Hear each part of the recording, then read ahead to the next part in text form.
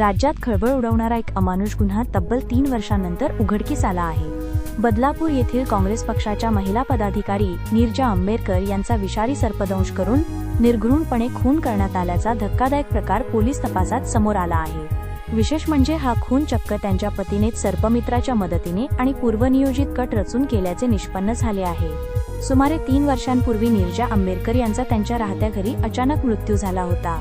त्यावेळी पती रुपेश आंबेडकर याने हा मृत्यू नैसर्गिक असल्याचे सांगितल्याने बदलापूर पूर्व पोलीस ठाण्यात एडीआर क्रमांक 53/2022 नोंदवण्यात आला होता। शवविच्छेदन अहवालातही मृत्यूचे ठोस कारण स्पष्ट न झाल्याने प्रकरणाची समरी करण्यात आली होती। मात्र कालांतराने मिळालेल्या तांत्रिक माहिती, गोपनीय सूत्रांकडून मिळालेल्या टिप्स आणि साक्षीदारांच्या जबाबांमुळे पोलिसांना संशय आला। सखोल तपासात नीरजा आंबेडकर आणि पतीमध्ये कौटुंबिक वाद असल्याचे तसेच रुपेश आंबेडकर याचे एका सर्पमित्राशी संबंध असल्याचे उघड झाले।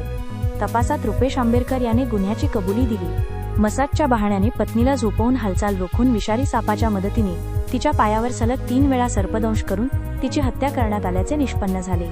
या प्रकरणात पतीसह 4 आरोपींना अटक करण्यात आली असून न्यायालयाने त्यांना पोलीस कोठडी सुनावली आहे। तसेच शवविच्छेदन करणाऱ्या डॉक्टरांच्या भूमिकेचीही चौकशी होणार आहे। बदलापूर पूर्व पोलीस स्टेशन एडीआर क्रमांक 53/2022 येथील जी मयत महिला होती नीरजा रुपेश आंबेडकर यांचा मृत्यू झाल्याने या अनुषंगाने हा एडीआर दाखल होता। सदरचा एडीआर हा 2022 साली दाखल होता आणि त्यामध्ये एडीआरचा तपास केल्यानंतर त्याच्यामध्ये कोणाचाही संशय आक्षेप नसल्या कारणाने आणि वैद्यकीय अभिप्रायाच्या अनुषंगाने तो एडीआर समरी केलेला होता। परंतु काही दिवसापूर्वी आम्हाला या एडीआरच्या अनुषंगाने काही इतर माहिती मिळाली होती। त्या माहितीमध्ये सदरचा मृत्यू हा नैसर्गिक नसून तो एक हत्या असल्याच्या आम्हाला गोपनीय माहिती मिळाल्या होत्या। त्या अनुषंगाने आम्ही मागील 6 महिन्यापासून याच्यावर वर्कआउट करत होतो। याच्यामध्ये याच्यापूर्वी काढलेले जे सीडीआर आहेत त्या सीडीआरचा अनालिसिस आणि गोपनीय माहिती या अनुषंगाने त्याचा आमचा तपास चालू होता। या तपास हा पूर्णपणे गोपनीयरित्या चालू होता। यामध्ये 2 तारखेला 2 डिसेंबर 2025 रोजी एक यातील आरोपी जो आहे या आरोपीने एक 109 BNS प्रमाणे एक गुन्हा केलेला होता जो की हाफ मर्डरचा गुन्हा आहे। त्यामध्ये आम्ही त्या आरोपीला अटक केल्यानंतर ह्या घटनेच्या अनुषंगाने आम्ही त्यांना माहिती विचारली तर त्यांनी त्या घटनेची आम्हाला कबुली दिली।